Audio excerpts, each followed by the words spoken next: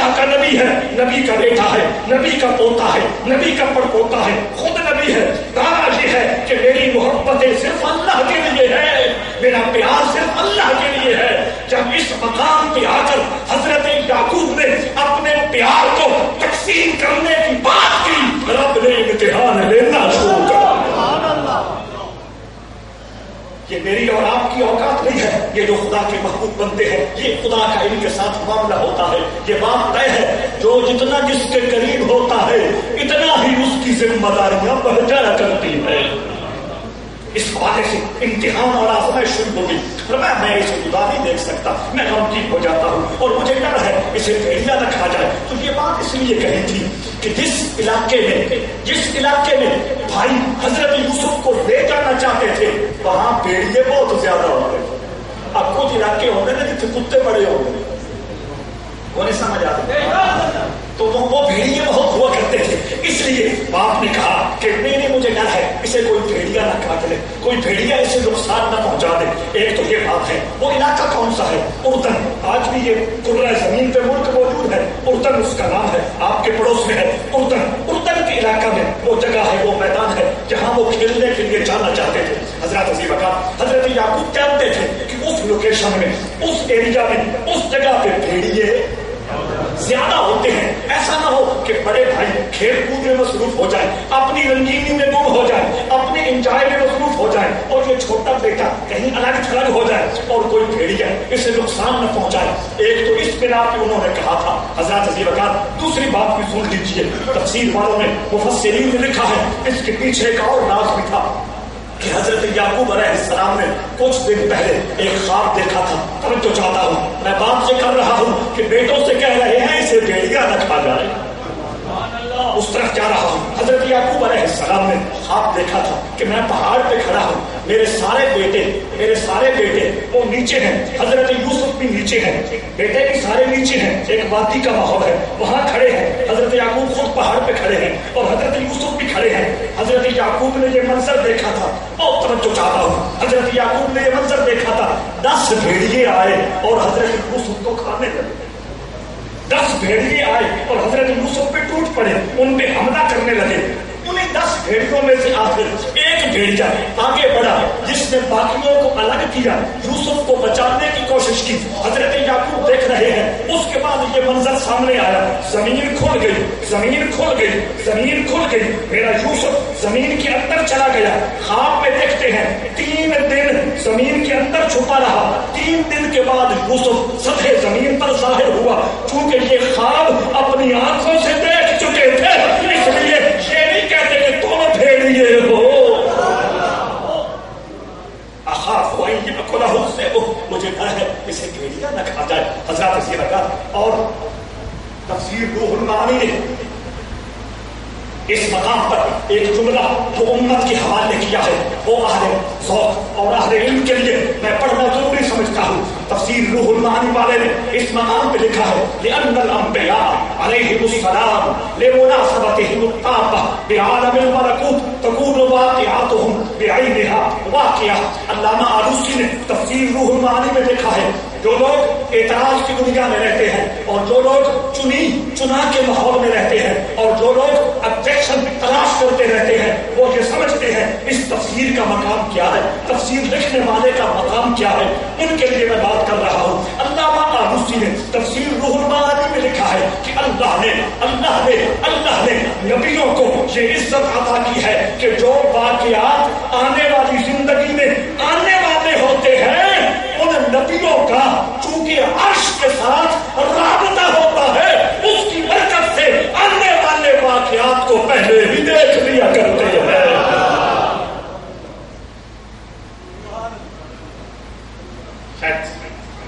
ایک مرتبہ میں نے یہ بات عرض کی تھی سیال شریف کے پرنور ماحول میں. ایک صاحب اس لیے آئے کہ میں نے مناظرہ کرنا ہے.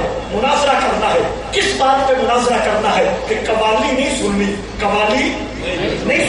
یہ مناظرہ کرنے کے لیے آ گئے. اور مناظرہ کرنا کس سے ہے؟ حضرت خواجہ شمس العارفین سے مناظرہ کرنا ہے.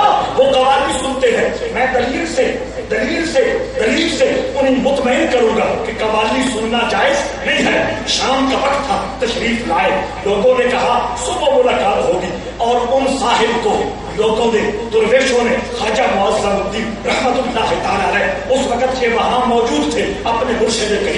خدمت میں حاضر تھے، ان کے حجرے میں سلا دیا، رات کو دونوں بیٹھے، گفتگو ہوتی رہی، آتے ہی فرماتے رہے کہ قوالی سن لی، میں حرج کوئی نہیں ہے، مختلف حوالے سے باتیں ہوتی رہی، سو گئے، صبح اٹھے، جب اٹھے تو خواجہ معظم الدین رحمت اللہ تعالی علیہ نے ان عالم سے، ان مولانا صاحب سے، اس مناظر سے کہا، حضور میں نے آج ایک عجیب خواب دیکھا ہے کہ ہم بیٹھے ہوئے ہیں، اسی حجرے میں بیٹھے ہوئے ہیں، 3 سیال کا فلاں خادم آیا ہے، اس کے ہاتھ میں ایک لسٹ ہے، اس نے مجھے لسٹ دی ہے، اس میں چند لوگوں کے نام لکھے ہیں اور ان لوگوں میں آپ کا بھی نام ہے، اور اس میں یہ لکھا ہے یہ سارے لوگ جن کا نام لسٹ میں آ گیا ہے تیاری کریں، کونسا شریف جانا ہے، خواب ہے کونسا شریف کے لیے ہم چل پڑے ہیں، وہاں رکے وہاں رکے وہاں رکے، ایک رات وہاں رکے، دوسری رات ٹپا سلطان یہ نیا اور کوٹدو کے درمیان جگہ ہے، کچھ لوگوں نے دیکھا ہوا ہے،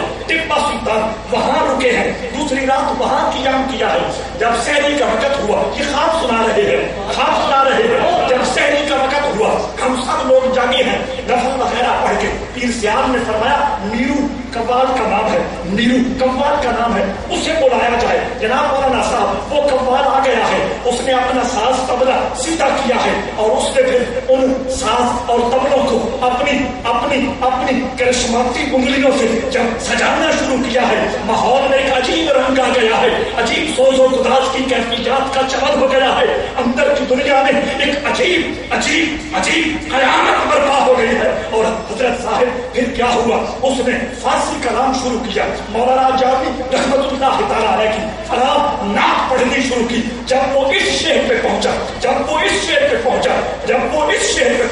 خواجہ معظم الدین رحمت اللہ تعالی علیہ نے وہ شعر بھی سنایا کہ وہ قوال یہ پڑھ رہا تھا، یا رسول اللہ صلی اللہ تعالی علیہ وسلم آپ کی زلفوں کو اور آپ کے لب و رخسار کو دیکھنے کے لیے کروڑوں فرشتے آسمانوں کو چھوڑ کے زمین پہ آیا کرتے ہیں، جب وہ شعر پڑھ رہا تھا مجمع میں عجیب کیفیت ہو گئی، اور معاف کرنا مولانا صاحب آپ تو بے بس ہو گئے، آپ تو مجبور ہو گئے، آپ تو بے خود ہو گئے، آپ نے جیب میں سے جتنے پیسے تھے وہ بھی قوال کو دے دیے، پھر اپنی ویسٹ کوٹ اتار کے وہ بھی قوال کو دے دی، پھر آپ اپنی پگڑی اتار کر جب قوال کو دینے لگے، پیر سیال نے کہا نہیں، پگڑی عالم کی عزت ہے، پگڑی عالم کی شان ہے، پگڑی علم کا دبدبہ اور روب ہے، اسے کسی کو نہیں دیا جائے گا، یوں خواب ختم ہو گیا، ابھی یہ باتیں ہو رہی تھی، لسٹ آ گئی،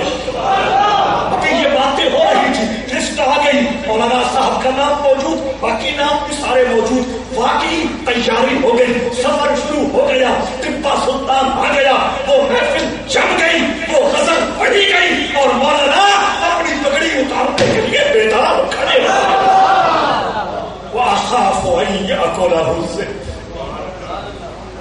کہنے لگے مجھے ڈر ہے کیسے نہ کھا جائے، حضرت عزیز کا اگر سرکار دو عالم صلی اللہ تعالی علیہ وسلم کی امت میں ایک بندے کو، حضور کی امت کے ایک برگزیدہ ولی کو اللہ یہ عزت عطا فرما دیتا ہے تو یعقوب تو بڑی بلندیوں پہ بیٹھے مجھے ڈر ہے کہ کہیں اسے بھیجنا نہ کھا جائے۔ حضرت عزیز کا آگے چلیے مفسرین نے اس مقام پہ ہمیں سبق دیا ہے، ایک بات سمجھائی ہے کہ یہ جو امتحان آیا، یہ جو آزمائش آئی، ایک تو یہ تھا کہ حضرت یوسف کا پیار تقسیم ہونے لگا تو اللہ نے امتحان لیا، دوسرا فرمایا اس میں ایک اور حکمت بھی ہے، اور اس میں ایک سبق بھی یہ ہے کہ بعض اوقات بندہ، یہ سبق والی بات ہے، یاد رکھنے کے قابل ہے، بعض اوقات بندہ اپنی زبان سے کوئی ایسی بات کر دیتا ہے جس بات کی وجہ سے امتحان آ جاتا، توجہ ہے، اسی لیے کہا خاموشی اختیار کرو، جتنا ہو سکے چپ رہا کرو، ایسی باتیں نہ کیا کرو جس میں کوئی ایسی چیز ہو جس کی وجہ سے تم گرفت میں آ جاؤ، پکڑ میں آ جاؤ، امتحان میں آ جاؤ۔ عربیوں کا، عرب والوں کا ایک مقولہ ہے، البلاء مؤکد بالمنطق، مصیبت بات کے ساتھ لٹکی ہوتی ہے، ادھر بات نکلی ادھر مصیبت آ گئی، پہلے وہ اوپر کھڑی ہے، زمین پہ نہیں آئی، میرے پاس نہیں آئی، لیکن وہ لٹکی ہوئی ہے بات کے ساتھ، وہ لٹکی ہوئی ہے بات کے ساتھ. ادھر زبان کھلی ادھر وہ مصیبت نیچے اتر آئی. البلاء مؤکل بالمنطق. مفسرین نے کہا یہاں بھی کچھ ایسا ہی معاملہ ہوا. اگر حضرت یعقوب علیہ السلام بھیڑیے کا ذکر نہ کرتے, وَأَخَافُ أَن يَأْكُلَهُ الذِّئْبُ, مجھے ڈر ہے کہ اس نے بھیڑیا کھا جائے گا. اگر یہ جملہ نہ بولتے تو شاید یہ امتحان نہ آتا, یہ آزمائش نہ آتی. لیکن حقیقت کیا ہے؟ چونکہ اللہ نے ایک پروگرام ترتیب دے رکھا ہے, رب کریم نے ایک نظام سیٹ کر رکھا ہے, اس کے مطابق میں نے بھی گزرنا ہے, آپ نے بھی گزرنا ہے, نبیوں نے بھی گزرنا ہے, رسولوں نے بھی گزرنا ہے. اب ہونا کیا چاہیے؟ جو نظام میرے لیے بن چکا ہے, جو پروگرام آپ کے لیے طے ہو چکا ہے, یا تو خاموشی کے ساتھ, برداشت کے ساتھ, صبر کے ساتھ سر جھکاتے ہوئے اس کو تسلیم کرتے رہیں اور دل میں یہ کہتے رہیں کہ مثال یار میں جو آ رہا ہے ہم اس کے سامنے اپنے سر کو جھکائے جا رہے ہیں. کیا شور مچائے, واویلا کرے, جو بھی کرے, ہونا وہی ہے جو مالک چاہے گا. خدا کے قبول بندو, اور ہمارے درمیان فرق یہی ہے کہ وہ آزمائش کی گھڑی میں, امتحانوں کی گھڑے میں سر جھکا دیتے ہیں اور ہم شور مچاتے ہیں, واویلا کرتے ہیں, سینے کھول دیتے ہیں, بٹن توڑ دیتے ہیں, منہ پہ تمانچے مارتے ہیں, زبان سے ایسی باتیں کرتے ہیں جو مسلمان کے شایان شان نہیں ہے. أَخَافُ أَن يَأْكُلَهُ الذِّئْبُ وَأَنْتُمْ عَنْهُ غَافِلُونَ. جناب یعقوب نے کہا مجھے ڈر ہے اسے بھیڑیا نہ کھا جائے, ایسا ہوا کہ تم کھیل کود میں مصروف ہو جاؤ, اس سے غافل ہو جاؤ اور بھیڑیا آ کے اسے کھا جائے. لیکن چونکہ اب وہ ایکتا کر کے آئے تھے, انہوں نے اصرار کرنا شروع کر دیا. حضرت یعقوب علیہ السلام مجبور ہو گئے. حضرت یوسف کو اپنے بھائیوں کے ساتھ بھیج دیا. حضرت حسین وقار فلما ذهبوا به ماجمعون, قرآن کہتا ہے وہ چل پڑے, یوسف کو لے کے چل پڑے. حیرت یہ ہے جب تک حضرت یعقوب دیکھ رہے تھے ایک بھائی یوسف کو کندھے پہ بٹھاتا, پھر دوسرا بھائی کندھے پہ بٹھاتا, جب تیسرا بھائی کندھے کو بٹھاتا تاکہ باپ کو اعتماد رہے, وہ مطمئن رہے. جب ذرا پردہ آ گیا, نظروں سے اوجھل ہو گئے, باپ نظر نہیں آ رہا تھا, یوسف کو اٹھا کے زمین پہ پھینک دیا.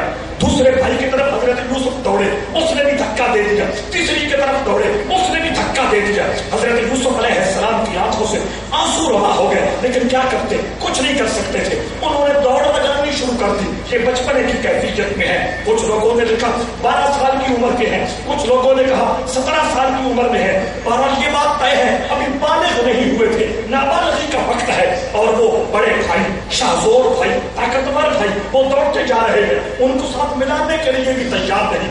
آخر ایک مقام پہ پہنچے, وہاں انہوں نے ارادہ کیا کہ حضرت یوسف کو شہید کر دیں, حضرت یوسف کا خون کر دیں. یہودا انہی میں سے ایک آگے بڑھا, کہنے لگا میں قتل نہیں ہونے دوں گا. حضرت یعقوب کا خواب یاد ہے, وہ دس اور ایک آگے آ گیا کہ میں اسے قتل نہیں ہونے دوں گا. انہوں نے کہا خبردار, تو یہ چاہتا ہے کہ میں اسے قتل سے بچا کر باپ کی نظروں میں بڑا ہوتا, تو باپ کی ہمدردیاں حاصل کرنا چاہتا ہے, تو باپ کی نگاہوں میں اپنا مقام بنانا چاہتا ہے, تو باپ کے دل میں اپنا مرتبہ بڑھانا چاہتا ہے. خبردار, اگر تو نے ہمارے مشن کے آگے کوئی رکاوٹ ڈالی ہم تجھے بھی قتل کر دیں گے. یہودا نے کہا نہیں, کچھ بھی ہو جائے میں قتل نہیں ہونے دوں گا. ہاں اتنی ضرور ہے, اتنی بات ضرور ہے, فلاں ایک کنواں ہے, اس کنویں میں وہ بے آباد کنواں ہے, گہرا کنواں ہے, اندھیرا ہی اندھیرا ہے. غیابت الجب, قرآن نے کہا ایسا کنواں جس میں نظر نہ ڈالی جا سکے, یعنی جس میں نظر کچھ نہ آئے, وہ غیابت الجب کہلاتا ہے. ایسا کنواں, اندھا کنواں, بند کنواں, اندھیرے والا کنواں, اس میں ڈال دو. حضرت حسین وقار مشورہ دیتے ہوئے یہودا کہنے لگا اس میں ڈال دو. اور یہ جو یہودی آپ لفظ بولتے ہو, یہ اسی یہودا کی اولاد ہے. اس بنا پہ یہ لوگ یہودی کہلاتے ہیں. بنی اسرائیل کا ان کا لقب ہے, اور یہودی بھی یہودا کی مناسبت سے ان کا لقب ہے. یہودا نے کہا اس کنویں میں ڈال دو, اور اندر اس نے کوئی منصوبہ بنایا, اندر اس نے کوئی اور پلاننگ بنائی. بھائیوں سے کہنے لگا اس میں ڈال دو, یا تو وہیں پڑا رہے گا اور اپنی موت آپ بڑھ جائے گا, تمہارا مقصد پورا ہو جائے گا, یا کوئی قافلہ آئے گا جو یوسف کو اٹھا کر کسی اور ملک لے جائے گا. دونوں صورتوں میں تمہارا مشن تو پورا ہو گیا, اور تم جو چاہتے ہو وہ ہو گیا, باپ سے دور ہو گیا. انہوں نے کہا چلو ٹھیک ہے, ہم تمہاری یہ بات مانتے ہیں. حضرت یوسف علیہ السلام کو انہوں نے پکڑا اور حضرت یوسف علیہ السلام کی سب سے پہلے قمیض اتاری.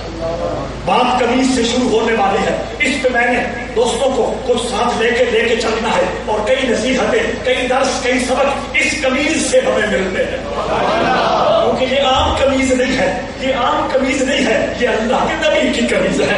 میری قمیض کا اور مقام ہے, آپ کی قمیض کا اور مقام ہے, اس کی قمیض کا اور مقام ہے, اس کی قمیض کا اور مقام ہے. لیکن جس قمیض کو نسبت اللہ کے دوستوں کے ساتھ ہو جاتی ہے, اللہ کے پیاروں کے ساتھ ہو جاتی ہے, اللہ کے محبوبوں کے ساتھ ہو جاتی ہے. خواجہ معظم الدین رحمت اللہ تعالیٰ علیہ کے عقیدت مند ہندوستان میں تھے, امرتسر, فیروز پور, جالندھر اس علاقے کے رہنے والے تھے. ان کی اولاد آج بھی سائیوان, عارف والا اس علاقے میں موجود ہے, آپ تصدیق کر سکتے ہیں. وہ بتاتے تھے کہ خواجہ معظم الدین رحمت اللہ تعالیٰ علیہ کے پاس ادھر سے ہمارے بزرگ آئے اور انہوں نے کہا ہم بہت دور رہتے ہیں, بیماریاں بھی آتی ہیں, مسائل کا شکار بھی ہوتے ہیں, کئی پریشانیوں میں مبتلا ہوتے ہیں, ہر وقت آ نہیں سکتے, یہاں حاضری نہیں دے سکتے. آپ کوئی ایسی چیز عطا فرمائیں جس سے ہم شفا حاصل کیا جائے, جس سے